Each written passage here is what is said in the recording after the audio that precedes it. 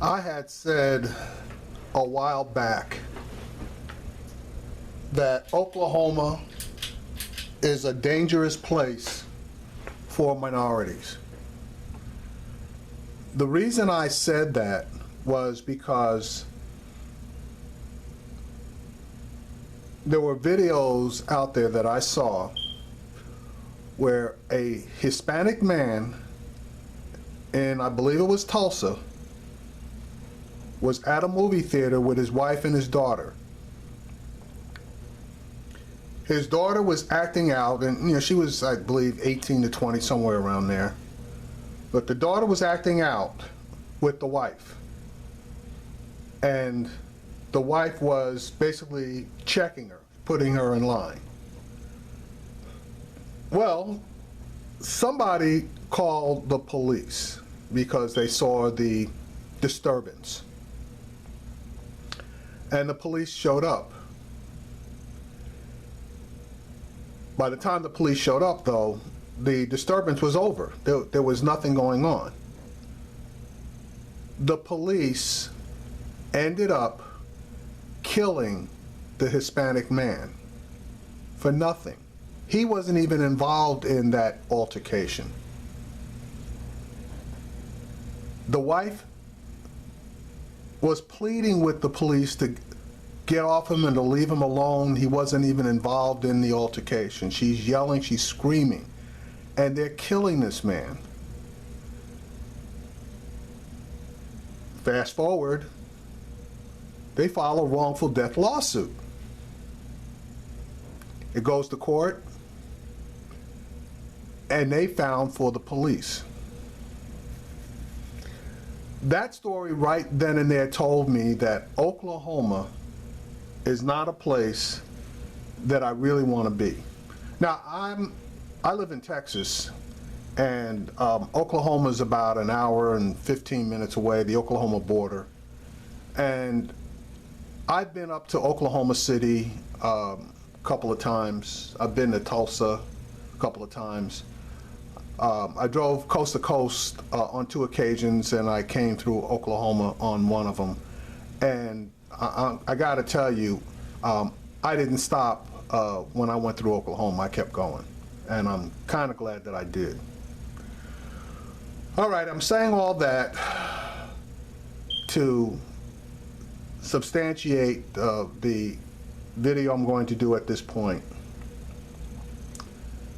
If you don't recognize this particular picture, and you may not have a reason to, the gentleman that's on the right is Terence Crutcher. This is a fairly recent photo of him with, and I'm not sure whether that's his wife or his sister, probably his wife. This was a 40-year-old man. This was a church-going man. This was a man who was going to school for music appreciation, amongst other things. This was a man who was trying to better himself. This was a man who had no real criminal record other than some traffic violations, and I don't call that really criminal, because pretty much most of us all have a speeding ticket or running a stop sign or red light or whatever. We've all done that, whether we've been caught or not. We have violated traffic laws, so I don't really call that criminal activity. This is also a man who was gunned down by the Tulsa police, and in my opinion, cold blood. I'm going to show you the video, and then I'm going to give you my further commentary.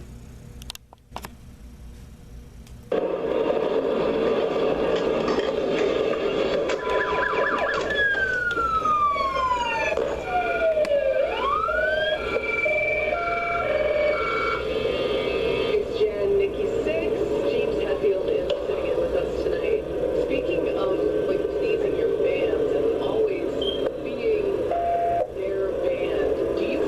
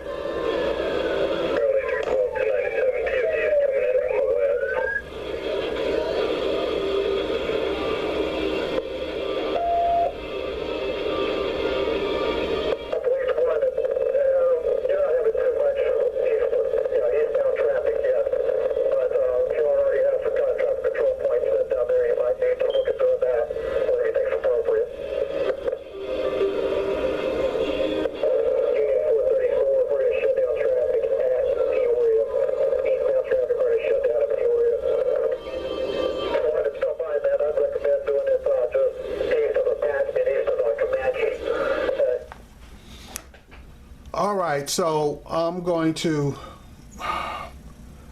play the second video. Hang on one second.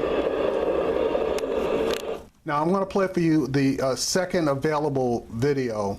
This is taken from a helicopter, and inside the helicopter is the deputy's husband that shot this man.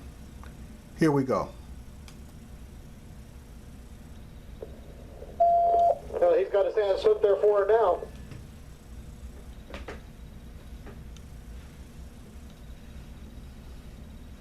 Mike, I'm going to hit the recorder. This guy's still walking and following commands. Not for taser, I think. That's the kind of feeling that's about to happen. That looks like a bad dude, too. To be on something. Which way are they facing? Police one, they're facing westbound. I think you may have just been tasered.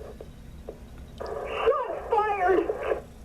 Ooh, 321, we have shots fired. We have one suspect down. We need to end here. They need to get this eastbound closed down if they could, because they're not going to be able to let anybody. Okay. Police one, we're going to need to get eastbound. Okay, I played both videos real time. Now, the surprising part about this is this officer lied. And I'm sorry, she lied like a rug. All right, I'm going to play the first video and the second video, and then I'm going to stop them at different points in time. Now, in this video, the police car that pulls up on them 2 minutes after the initial person, and I really need to get her name. I think it's Betty Shelby is the officer who killed Mr. Crutcher. Now, again, this video that you're seeing from the second police car to arrive on scene arrives approximately 2 minutes after Officer Shelby arrived on the scene. Now, the report is that for some reason, Officer Shelby did not engage her lights, which would have automatically engaged her dash cam. Now I'm going to roll this for a second and I'm going to stop it. Now, you can clearly see that her lights were engaged. So that was a lie that there is no dash cam footage. Her lights were engaged and she was out of the vehicle. So something was caught on her dash cam. Now, whether they want to release it or not is another story. But there's something on that dash cam that should let us know exactly what happened in that 2 minutes before the second police car got there. Now here's the second lie. You can clearly see that Mr. Crutcher has got his hands in the air. Why would he put his hands in the air unless he was told to do so? All right, let's keep going.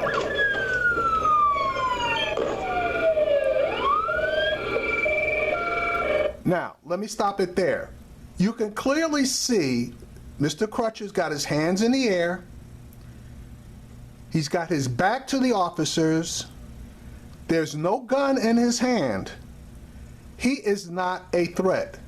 But you should have also noticed how quickly Officer Shelby ran up behind him. And you see this, the second officer that is a good distance away. Okay, let's continue to run it.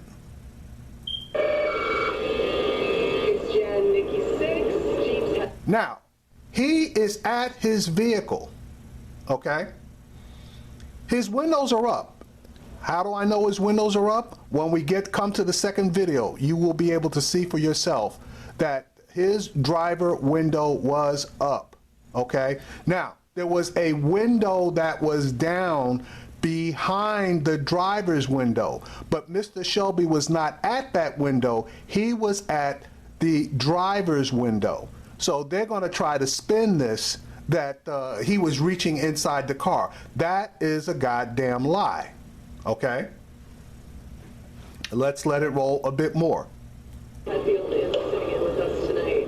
Speaking of like pleasing your fans and always being their band, do you find it really hard? Which way are they facing? Now, Okay. At that point, you see Mr. Crutcher hit the ground. He had just been tased by one of the officers, and at the same time, he was shot by Officer Shelby. My question is why? He clearly was not a threat, so why did she have to shoot him? They're facing westbound. I think he may have just been tasered. Fired! And 321, we have shots fired. We have one suspect down. We need him figured. My sanity, my body. Okay, now here's a further question. That man is laying on the ground, motionless, no weapons visible, but both of his hands are visible. They did not approach, at this point it's a body now because he's dead, but they didn't approach what they assumed to be a suspect to check on his well-being. Obviously, he presented no threat. But watch what happens. 312, we're going to need to get eastbound 36 Street, Hatcher, 36 Street, pulling shots down. That's Blues, and probably back off about 3 or 4 blocks to the west of there. That's what we're up for. So I tell you, that is the coolest part about being. Okay. You see these 4 officers, well, 3 of them got together and slowly backtrack. They have to explain to me what they were afraid of from a motionless body with his hands exposed. Why were they backtracking? Band is playing live. It's not the 22 other hours, getting. It's that 2 hours that's on stage, and that is golden to me. James Hatfield from the top. Meanwhile, other officers are going around this man's vehicle. Cars are going around his vehicle, police cars, in order, obviously, to stop traffic coming from the opposite direction. And I guess to get into a better strategic position to view the scene. We will have more with him in just a minute.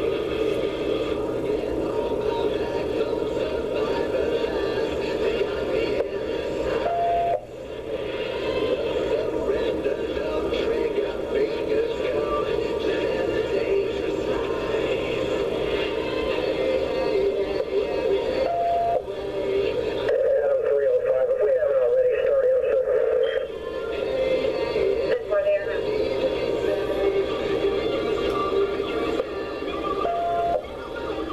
Good morning, Charlie 305 on scene.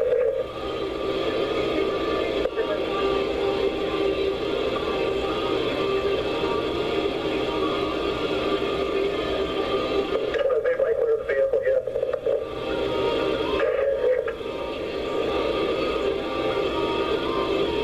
Okay. One officer finally approaches the body, and it's approximately 1 minute and 15 seconds or so. I didn't get the exact start point. That this man had laid there motionless, and all they did was circle his body. No one checked on him. No one made any attempt to render aid. Nothing.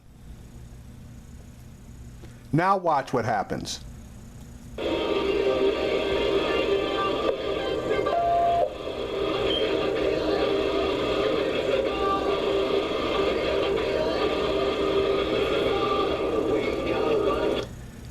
They just handcuffed a dead body. They just handcuffed a dead body. No attempt to render aid, no nothing. The man got a shot, a single shot in his chest. Basically, he was gone as soon as that bullet hit him. All right, but let's keep going.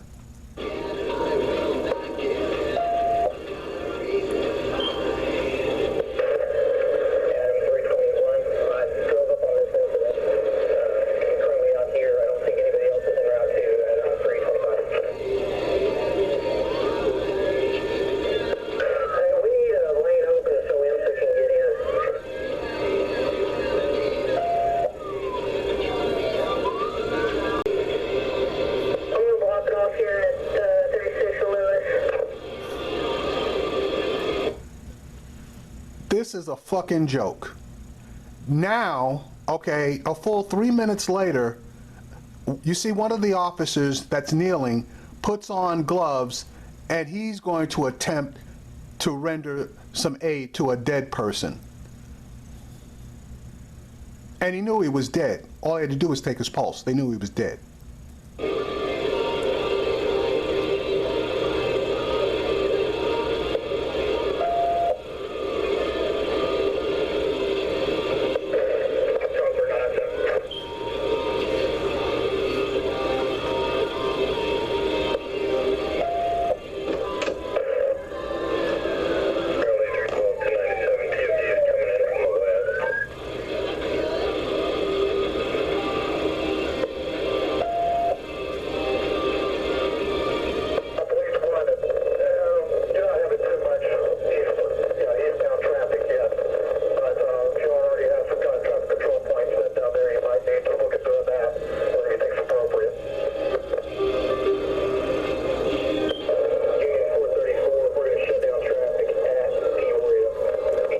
I'm going to stop this video here because it's only another 10 seconds of worthless footage. I'm going to jump to the second video and then I'm going to point several things out to you.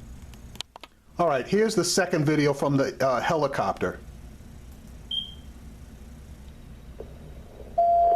He's got his hands hooked there for her now. All right, so that just disproved her statement that she couldn't see his hands. That's one.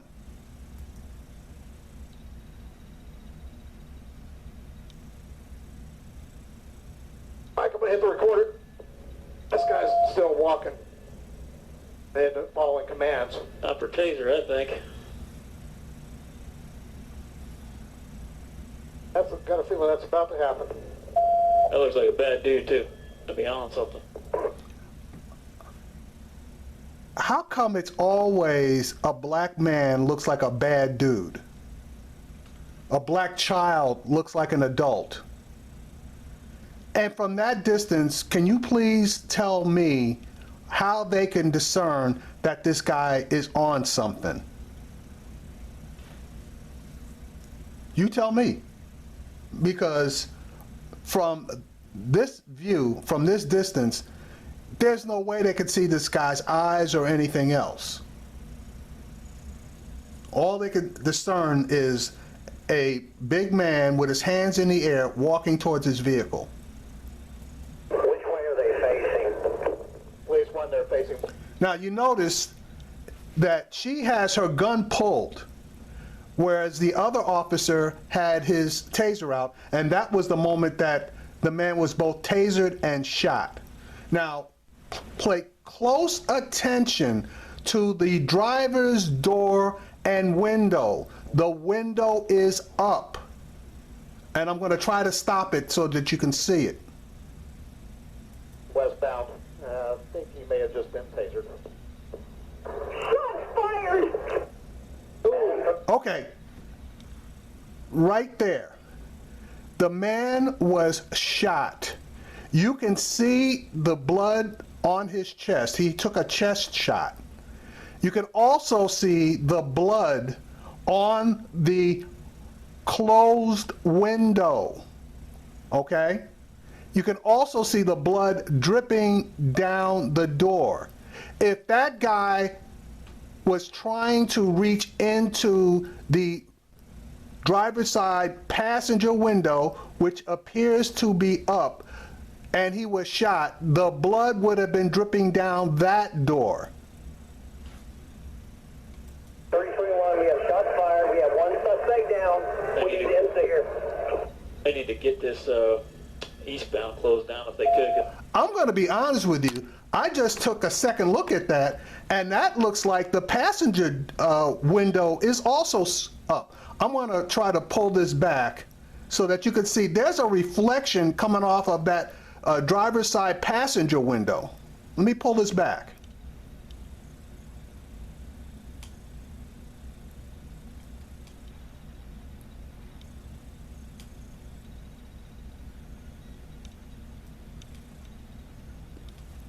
Okay, clearly you can see that is the driver's side door. That is the passenger door behind them. Now watch carefully. We need to exit here. They need to get this. Okay, I just stopped it. See that reflection in there? That's a reflection because it's going to appear and disappear. That's not something, an object inside that car. Let me keep rolling this. Eastbound closed down if they could. See, you saw that it disappeared, it stopped. That window was reflecting something, so that window was also up. All right, let me come back to my commentary. Okay, there is the picture of Betty Shelby. She is a 5-year veteran, I believe, with the Tulsa Police Department. Terence Crutcher's only crime was that his car stalled in the middle of the road. There was a call to Tulsa police notifying them of the car that was stuck in the road, and for whatever reason, and thank God that they did, otherwise we wouldn't have that video footage, they dispatched a helicopter and several patrol cars. Betty Shelby happened to get there first. She claimed she pulled up to an abandoned vehicle, which, you know, I can go along with that. But then Crutcher walked towards her car from the side of the road. Yeah, that would be smart since his vehicle broke down and he doesn't want to be in it just in case he got rear-ended. Okay? For some reason, him walking towards her from the side of the road put her in fear of her life, even though he probably was of the false impression that she was there to help him. And again, they are claiming there is no dash cam video from her patrol car, but we all know that's a lie because her lights were on, and when her lights came on, her dash cam automatically activated. Now, she would go on later to claim to her dispatch that she was unable to see Mr. Crutcher's hands. Well, that's a lie. We all saw his hands. And we can assume that she told him to put his hands up, and he did. Nobody just puts their hands up just because they feel like it. But that's not even the bad part about this. As the other cops arrived, they saw her with her gun pulled out, so they pulled out their guns too. Officer Shelby shot this man after he was tased. Now, the time differential is probably super close, but no other officer fired their weapon at this guy other than her. This man was killed instantly. He was killed instantly. Now, to make a sad story worse, they claim, or she's claiming, that she had recently undergone some type of a drug recognition class, so that she, just being done with the class, now is an instant expert on somebody being high on PCP. Now, let me tell you about PCP. First of all, PCP is not a drug that 40-year-old men use. Now, if you want to talk about marijuana, you want to talk about heroin, you want to talk about cocaine, yes. PCP is a young man's drug. That's number one. Number two, this man had just come from attending a music appreciation class. Okay? How many people are going to get ripped and loaded on PCP, okay, which will stay in your system and have an effect on you for from anywhere from 30 minutes to 48 hours? Now, that in itself is asinine, okay? That's asinine. That a quote-unquote novice police officer who had just finished taking a class on recognizing people that are under the influence, and she called out PCP, okay? That's what her attorney said. But magically, they found a vial of PCP in this man's vehicle. How many of you want to believe that that man was on PCP? Let me ask another question. How many of you want to believe that a vial of PCP was planted in that man's truck? So now, I guess we gotta wait for the autopsy to find out if this man was under the influence of PCP. But see, this is a common tactic that police use in order to smear a murder victim and to try to get their officers off the hook. Now, this man is dead. He's a father of 4. Those kids are never gonna see their dad again.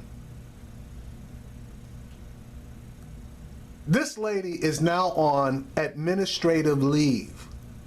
Translation, she's on goddamn paid vacation. And I'm willing to bet you she's going to stay on paid vacation for a long period of time. Fortunately, she may not get off the hook, because it's been announced that the Justice Department is opening an investigation into this. In my opinion, this woman needs to be charged with murder. Now, I think Rodney, or her partner, I don't know if Rodney Mothersbaugh was her partner, he's the police chief, but her partner, or whoever it was that fired that taser, I got some issues with that, but if all that had been done to that man was that he was tasered, would I be upset? Yeah, I'd be a little upset, but at least the man would have been alive, okay? He would have been alive. This man is dead. The full weight of the law, if there is any justice in the law, needs to come down on this woman. And I say it again, Oklahoma, if you're a minority in Oklahoma, you are an endangered species. I know I had mentioned a story earlier, but there are a lot of stories about cops, dirty cops in Oklahoma, especially in Tulsa. In my opinion, this is just another example of I'm in fear for my life, no matter what, police officer, and if you sneeze, they will shoot you. And I'm not joking. If you literally sneeze, they will claim that you made a jerky motion or you jumped at them, and they will shoot you. So in the future, if you're in Oklahoma and your vehicle breaks down, I suggest you get out of that vehicle, get on your cell phone, call Enterprise Rent-A-Car, have them bring a car out to you, and allow whoever to tow that vehicle off of the road, and then you can make telephone inquiries to find out where it was towed to, and then go get your vehicle. Anything else, and you are taking your life into your hands.